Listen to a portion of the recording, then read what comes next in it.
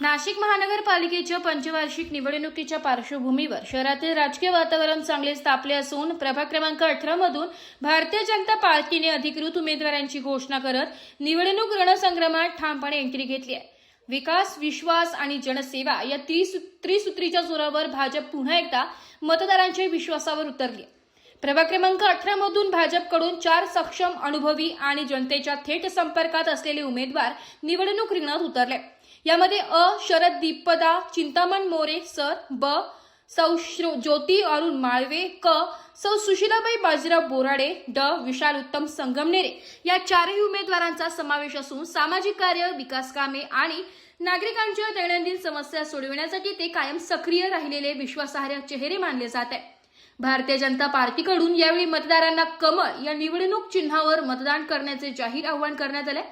प्रभाग क्रमांक 18 मधील सर्व मतदारांनी येत्या 15 जानेवारी 2024 रोजी सकाळी 7:30 ते सायंकाळी 5:30 वाजेपर्यंत मोठ्या संख्येने मतदान करून भाजपच्या उमेदवारांना प्रचंड बहुमताने विजयी करण्याचे आवाहन पक्षाच्या वतीने करण्यात आले।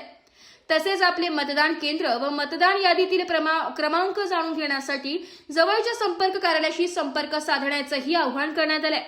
दरम्यान काल भव्य आणि दिमागदार वातावरणात प्रचार कार्यालयाचे उद्घाटन होताच भाजपच्या उमेदवारांनी प्रचाराला अधिक गती दिली आहे। गेल्या काही दिवसांपासून सुरू असलेल्या घरोघरी प्रचारासोबतच आता परिसरातील व्यावसायिक, दुकानदार व व्यापारी बांधवांना भेटी देत त्यांच्या समस्या जाणून घेतल्या जात आहेत।